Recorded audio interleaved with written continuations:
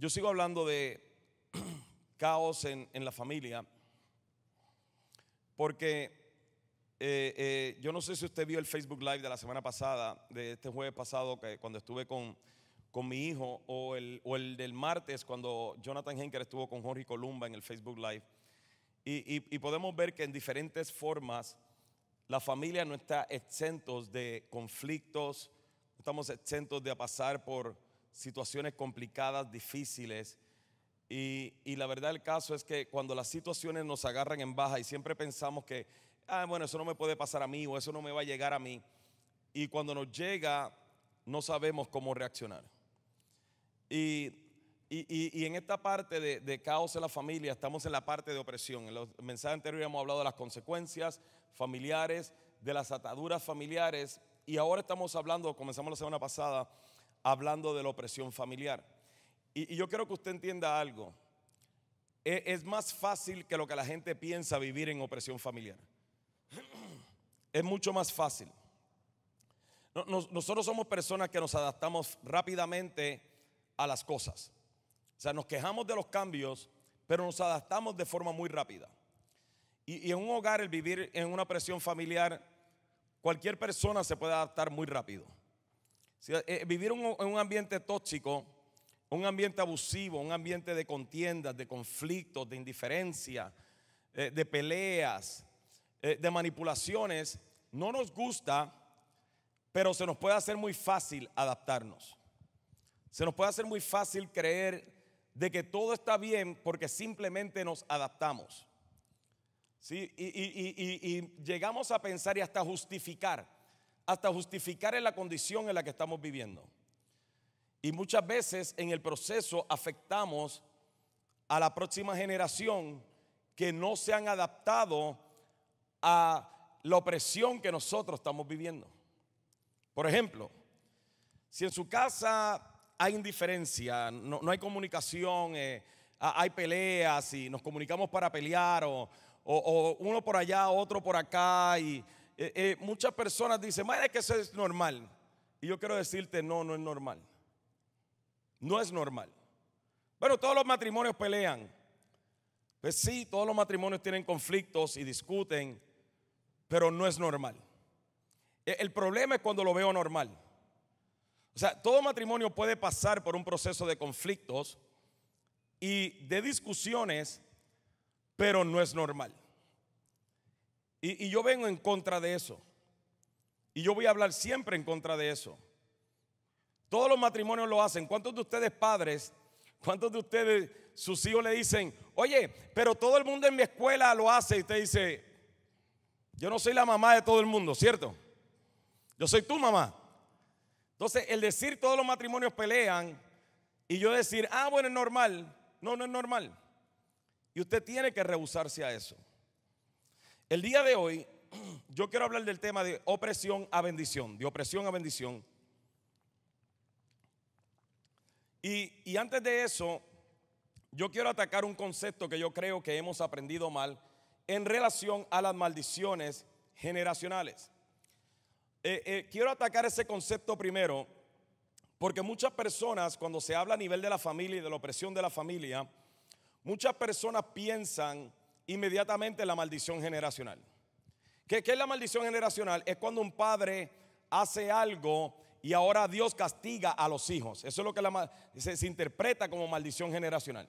El padre lo hizo, pero ahora Dios intencionalmente deja a los hijos sin cobertura o limitados de bendición. Esa es la traducción de la maldición generacional. Y yo tengo un problema con la interpretación de la maldición generacional. Ahora, vamos a ir al versículo de donde se toma este concepto para que podamos venir y aprender un poco al respecto. En Éxodo capítulo 20, versículo 4 al 6 dice: no te hagas imagen, no te hagas ninguna clase de ídolo, ni imagen de ninguna cosa que está en los cielos, en la tierra o en el mar. No te inclines ante ellos, ni le rindas culto, porque yo, el Señor tu Dios, soy Dios celoso, quien no tolerará que entregues tu corazón a otros dioses, extiendo los pecados de los padres sobre sus hijos. Mira lo que dice: extiendo los pecados de los padres sobre sus hijos. Toda la familia que me rechaza queda afectada hasta los hijos de la tercera y la cuarta generación. Pero derramo amor inagotable por 1000 generaciones sobre los que me aman y obedecen mis mandamientos. La interpretación que se le ha dado a este versículo por años es de que si el padre peca, ahora Dios castiga a los hijos hasta la tercera y la cuarta generación. Yo quiero proponerles otra manera de ver este versículo, no diciendo que tengo la razón sobre nadie, solamente la manera en que yo lo interpreto. Porque lo primero que vemos acá es de que Dios está hablando acerca de la idolatría. Está hablando de que nosotros jamás debemos poner a nada ni nadie por encima de Dios. Nada ni nadie por encima de Dios. Y que cuando nosotros le damos más lugar a algo que Dios, o le damos más importancia a algo que Dios en nuestras vidas, terminamos pagando las consecuencias. La idolatría no solamente es para santos. Muchos de nosotros podemos idolatrar nuestra casa o nuestra profesión, o nuestra familia también se convierte en una idolatría. Nuestro ministerio o nuestros hijos también lo idolatramos, o también idolatramos nuestra cultura. Hay un sinnúmero de cosas que pueden querer tomar el lugar de Dios. Y Dios dice, yo no soporto la idolatría. ¿Sí? Ahora, el hecho de que un padre haya sido idólatra, mire lo que Dios dice. Dios dice: yo soy un Dios celoso. Yo no comparto mi amor con nadie. O sea, cuando tú me amas a mí, y yo no tolero de que tú amas a nada por encima de mí. ¿Sí? Y él dice: cuando alguien me rechaza, los hijos terminan pagando las consecuencias. No que él lo castiga, no que él castiga a los hijos, sino que los pecados de los padres se extienden. No el castigo de Dios, los pecados de los padres se extienden hasta la tercera y la cuarta generación. Sea más práctico, pastor, ahora voy. Si de repente, ¿sabes qué? Rey, ayúdame, por favor, ven acá. Frank, ven acá, corre. Súbete. Gracias.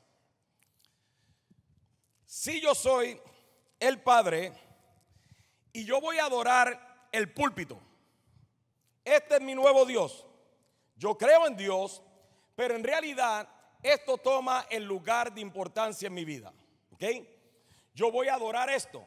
Lo que Dios está diciendo, esto no puede hacer nada por ti, de la misma manera que los santos y los ídolos no pueden hacer nada por ti. Por eso es que soy un Dios celoso, porque te amo y sé que eso no puede hacer nada por ti y yo sí.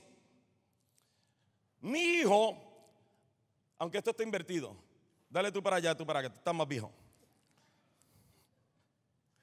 Mi hijo ahora me ve sirviéndole a esto, adorando esto, amando esto, y como yo soy el mejor ejemplo que tiene mi hijo, ahora ¿qué él va a hacer? Cuando él se desarrolle, él va a amar lo que yo amo, él va a adorar lo que yo adoro, él va a servir a lo que yo le sirvo. Ahora mi pecado de rechazo contra Dios se extiende sobre mi hijo, no porque él lo castiga, sino porque yo soy el mejor ejemplo que él tiene. Y ahora cuando él tiene a su hijo, pasa lo mismo, porque ahora él adorará al Dios que él adorará. Y escucha, abuelo, y como los abuelos somos tan alcahuetes con los nietos, dígame si es abuelo, aleluya. Me decía una persona ayer: pastor, ¿y cuántos hijos tiene? Y yo: tengo una nieta. ¿Pero cuántos hijos tiene? Ya ni sé, tengo una nieta. Te enseño fotos de la nieta, de los hijos ya las borré. Sí, pero ahora los nietos imitarán la conducta, la idolatría de los padres que vieron también en el abuelo. Por eso es que el pecado del padre se extiende hasta la segunda, tercera y cuarta generación. Gracias. ¿Qué quiero decir con esto? Que cuando mis malas decisiones, cuando mis conductas, cuando mis comportamientos son notables con nuestros hijos, ahora, aún después que yo muera, ellos inevitablemente imitarán lo que ven en mí.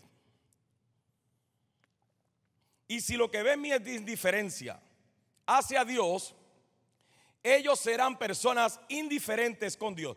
Dios no los está castigando a ellos. Ellos simplemente están imitando la conducta que vieron en papá. Y Dios le está hablando a Moisés y le dice: por favor, háblales que jamás se inclinen ante ningún otro Dios, porque yo les amo tanto, yo soy tan celoso con ellos y les amo al punto tal de que soy celoso porque les quiero dar lo mejor. Pero si ellos se inclinan ante otro Dios, no hay nada que yo puedo hacer. Sin embargo, dice: pero derramo amor inagotable por 1000 generaciones sobre los que me aman y obedecen mis mandatos.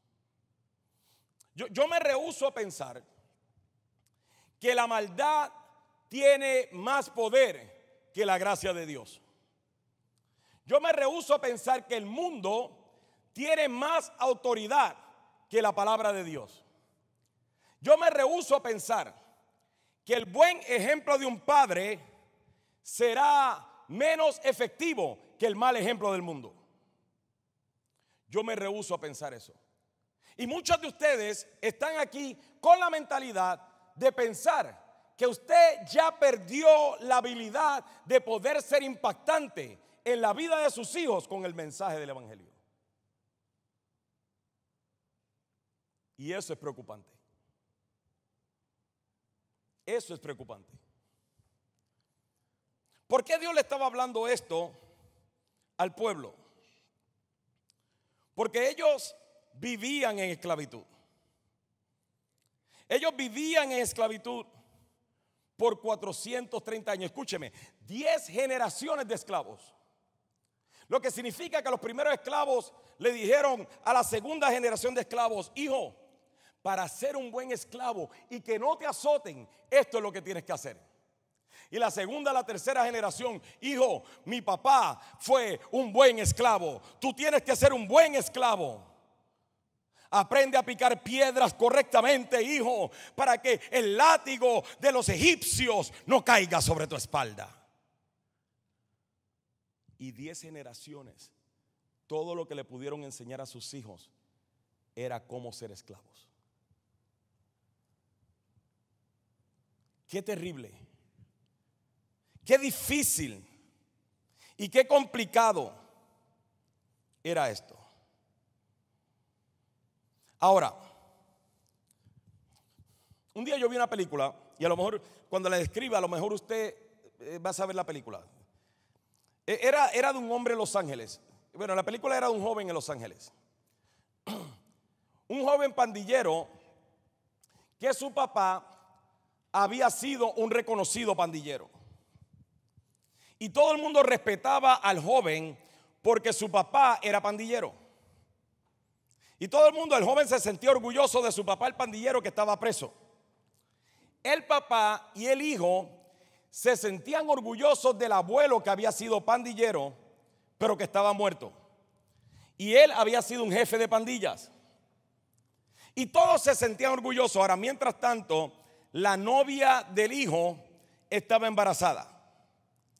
Y este muchacho decía: yo quiero que sea un varón para enseñarle la calle y cómo ser un pandillero.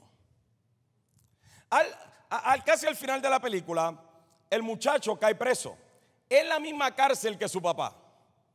Y lo primero que el papá hizo fue enseñarle cómo ser un buen preso, cómo defenderse en la cárcel. Pero durante el proceso, el papá ahora viene y dice: mi hijo está aquí por mi culpa, por lo que yo le enseñé, lo que aprendió de mí. Y el papá comenzó a cambiar su vida para que ahora, y le costó ahora trabajo, escúcheme, le costó trabajo cambiar la mentalidad del niño o del hijo.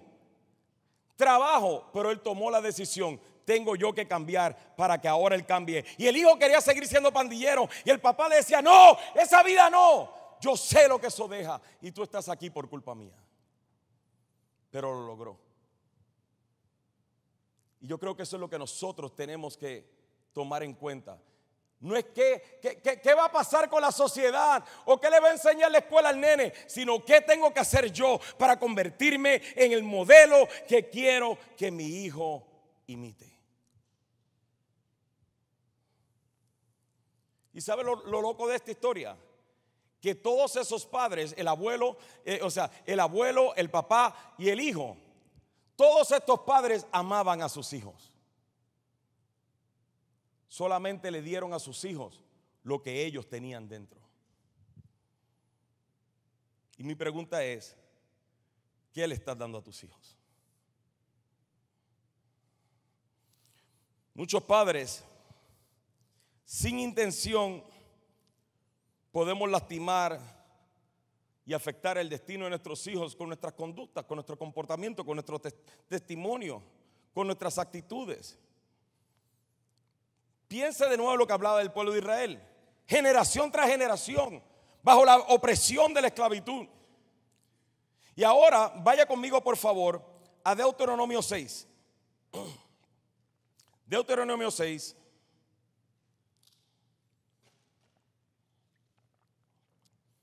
Escuche, 430 años, 10 generaciones y media.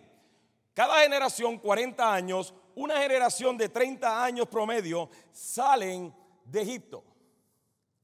Ellos vivieron la esclavitud, fueron enseñados por sus padres en la esclavitud, pero ahora Dios los lleva a la libertad. Dios los lleva al desierto, los libera de la opresión de Egipto y de la esclavitud de Egipto, y ahora Dios quiere hacer algo nuevo con ellos. ¿Por qué? Porque ahora ellos tendrían hijos en el desierto que nacerían bajo la libertad que Dios les había dado, pero todavía con los padres con una mentalidad de esclavos. Mediten eso. Ahora estos nuevos bebés que nacen ya no son esclavos, pero como los papás que salieron, todo lo que sabían era ser esclavos. Ahora lo que le depositaría a estos niños era una mentalidad de esclavos, aún siendo libres. Y por eso es que Dios le habla en Deuteronomio 6 a Moisés. Y yo he enseñado esto desde otra perspectiva, donde yo he enseñado esto es lo que tienes que hacer para ser un buen cristiano. Déjame explicarte algo. Esto es lo que tienes que hacer, no para ser un buen cristiano, sino para ayudar a nuestros hijos a cambiar los patrones que nosotros mismos le hemos sembrado. Dice así: esos son los mandatos, los decretos, las ordenanzas que el Señor tu Dios me encargó que te enseñara. Obedécelos cuando llegues a la tierra donde estás a punto de entrar y que vas a poseer. Tú, tus hijos y tus nietos. Tú, diga conmigo yo. Diga de nuevo yo. Tú, tus hijos y tus nietos teman al Señor su Dios durante toda la vida. Si obedeces todos los decretos y los mandatos del Señor, disfrutarás de una larga vida. Escucha con atención, pueblo de Israel, y asegúrate de obedecer. Entonces todo te saldrá bien y tendrás muchos hijos en la tierra donde fluye leche y miel, tal como el Señor Dios de tu antepasado te lo prometió. Escucha, Israel, el Señor es nuestro Dios, solamente el Señor. Ama al Señor tu Dios con todo tu corazón, con toda tu alma y con todas tus fuerzas. Debes comprometerte con todo tu ser a cumplir cada uno de estos mandatos que hoy te entrego. Versículo 7. Repíteselos a tus hijos una y otra vez. Habla de ellos en tus conversaciones cuando estés en. Cuando estés en. Cuando estés en.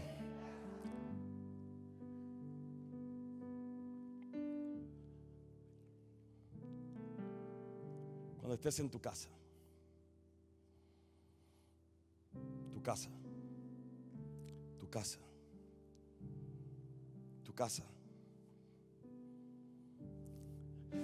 Se enseña a salir de la esclavitud en casa. Se enseña a ser libre de la opresión en casa. Es en casa. Repíteselo a tus hijos una y otra vez. Que las conversaciones de casa sean conversaciones que lo honran a Él.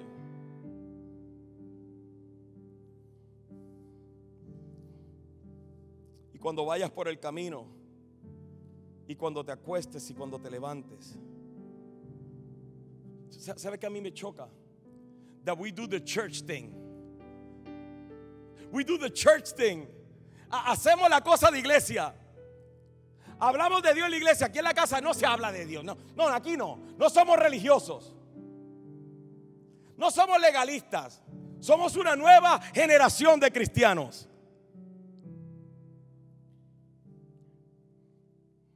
La palabra de Dios no ha cambiado. Y Dios es el mismo ayer, hoy, por los siglos. Y el cambio no comienza en la iglesia, el cambio comienza en casa.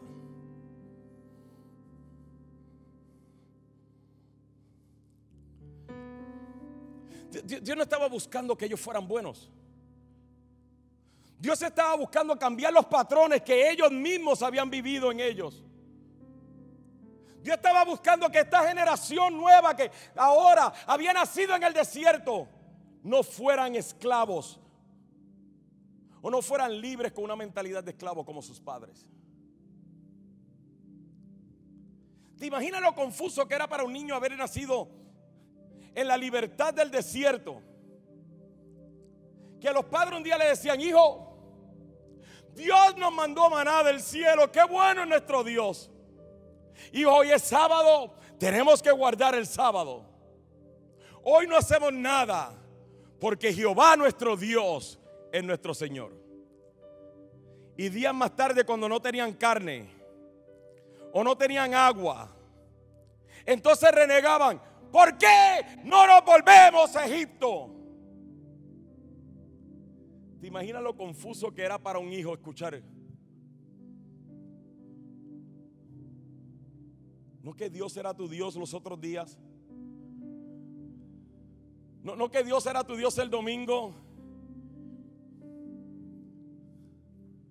¿Te imaginas lo confuso que es para nuestros hijos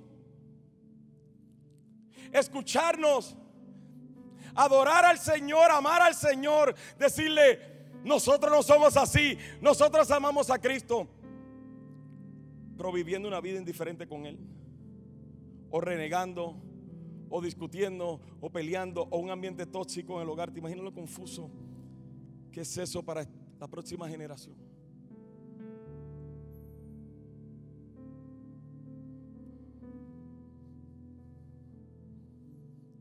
¿Te imaginas lo confuso que es para nuestros hijos vernos adorando un día y renegando a otro?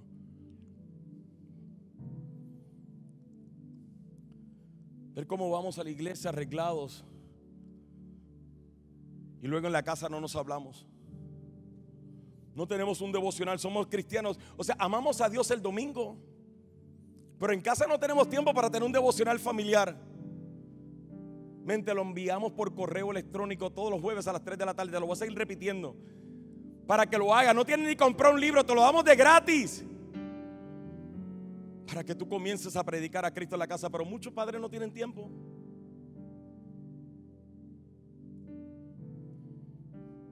Pero Él me salvó, pero Él me liberó.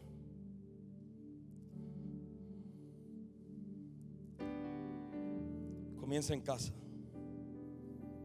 Comienza con la palabra. Ya voy a terminar, ¿Por qué Dios estaba haciendo esto? ¿Cuál era el resultado que Dios estaba buscando? Mira los versículos 20 al 25.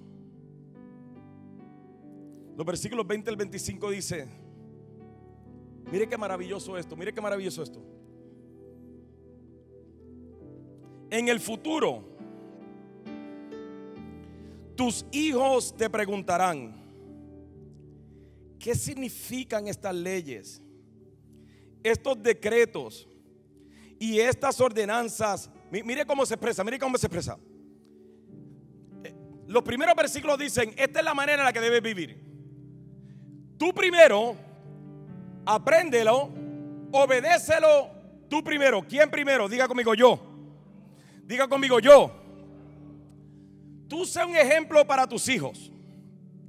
Tú háblale a tus hijos. Cuando vayas a un road trip, háblales de Cristo. Cuando los lleves a la escuela, háblales de Cristo. Cuando los recojas de la escuela, bendícelos y háblales de Cristo. Antes de acostarse, háblales de Cristo. Cuando se levanten, háblales de Cristo. ¿Cuántos de ustedes en realidad, no levanten la mano, no digan amén, ya están diciendo: oh, that's too much? En serio, en serio. O sea, no diga amén, no se exponga. Pero ¿cuántos de ustedes están diciendo: no, too much, no puede ser eso? No puede ser todo eso. No puede ser todo Dios. No puede. El mundo se encarga de influenciarle en las redes, en la televisión, en la escuela, en la calle, en la familia. Oh, but we can't do that, it's too much.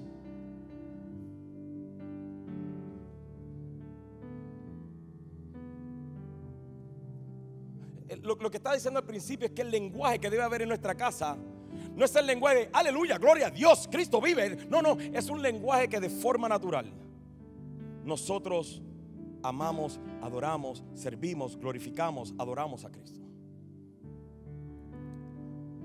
Para que en el futuro tus hijos te preguntarán: ¿qué significan estas leyes, estos decretos y estas ordenanzas? Mire cómo dicen, que el Señor, ya no tu Dios, sino nuestro Dios, nos mandó obedecer. Ya los hijos ahora dicen nuestro Dios. ¿Por qué? Porque el ambiente que se dio en casa es un ambiente de que Dios no es el Dios mío, sino es el Dios nuestro. Entonces tú le dirás: nosotros éramos esclavos del faraón en la tierra de Egipto, pero el Señor nos sacó de Egipto con su mano poderosa. El Señor hizo señales milagrosas y maravillas ante nuestros ojos. Envió castigos terribles contra Egipto, contra el faraón y contra todo su pueblo. Dice el versículo 24, voy a brincar uno. Entonces el Señor nuestro Dios nos ordenó obedecer todos estos decretos y temerlo a Él, para que siguiera bendiciéndonos y preservara nuestra vida como lo ha hecho hasta el día de hoy. Pues cuando obedezcamos todos los mandatos que el Señor nuestro Dios nos ha dado, entonces se nos considerará justos.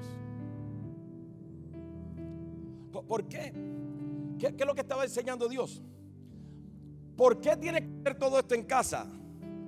Papá, escúchame, no para tu beneficio, sino para el beneficio de tu descendencia. Para que cuando ellos pregunten, tú sepas que tienes que contestarle. Para que cuando ahora ellos crezcan no con una mentalidad de esclavos del mundo, sino que crezcan con una convicción de hijos de Dios. Yo te pregunto, ¿cómo está tu casa? ¿Cuál es el ambiente de tu casa? ¿Cuál es el ambiente de la familia?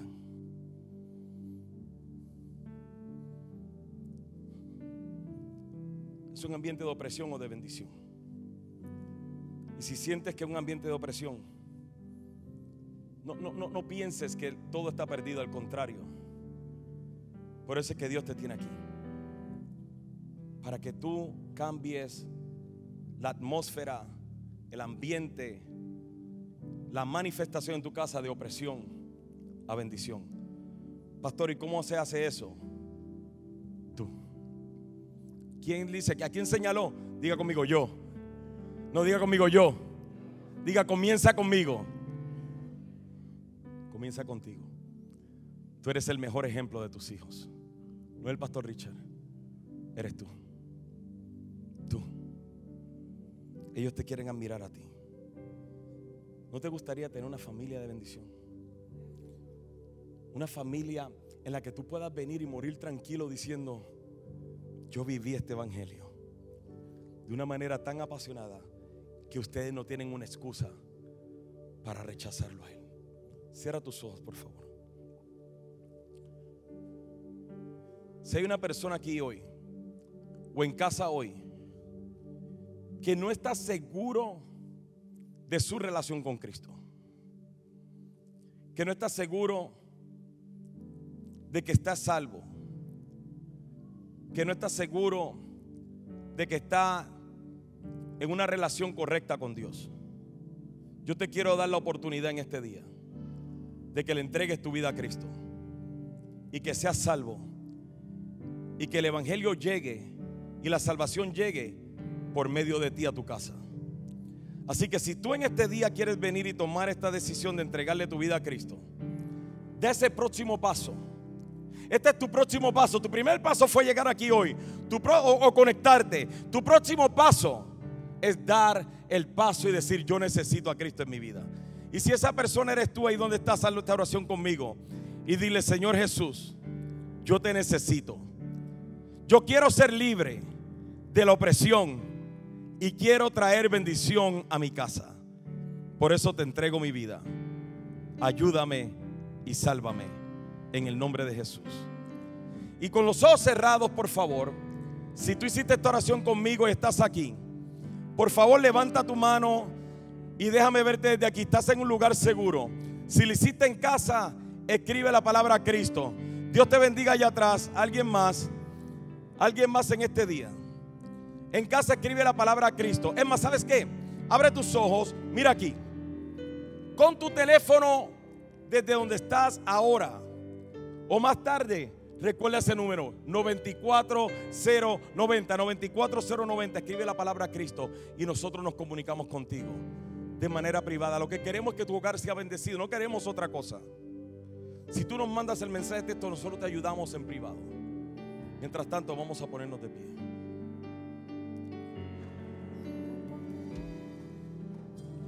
Escúchame.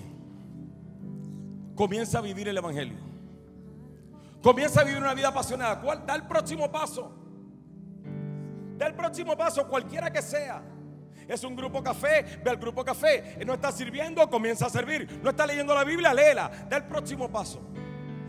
Para que cuando tus hijos te pregunten, en mi caso me pongo yo, para que cuando mis hijos y mi nieta me pregunten: pero ¿por qué vamos a la iglesia? ¿Pero por qué servimos a Dios? ¿Pero por qué adoramos? ¿Pero por qué nos comportamos diferente?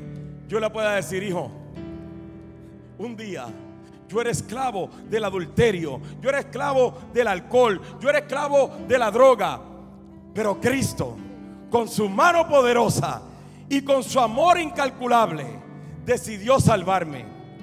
Y lo que estás viendo hoy es gracias al amor de Él por mi vida. De ese día en adelante me prometí que viviría para honrarlo a Él y para que tú lo honres a Él y mis nietos le honren a Él y que todos seamos salvos. Y en el día en que Cristo regrese, nos vayamos con Él a reinar con Él. Así que, hijo, sigue a Cristo con todo tu corazón. Y eso es lo que sucede cuando pasamos de opresión a bendición. Pero si tú te sientes que todavía es muy difícil, cierra tus ojos y dile: Señor, ayúdame. Saludarlos el día de hoy. Si Dios habló a su corazón y usted nunca le ha entregado su vida a Cristo, por favor envíe un mensaje con la palabra Cristo al 94090 y con mucho gusto nos pondremos en contacto con ustedes lo antes posible. Queremos acompañarlos en su nueva relación con Cristo para que puedan encontrar el propósito de vida que Dios diseñó para usted. Tenemos muchos recursos disponibles para poder asistirlo en su crecimiento espiritual, para que usted cada día también pueda declarar con toda la familia de Café que no hay nada mejor que ser cristiano.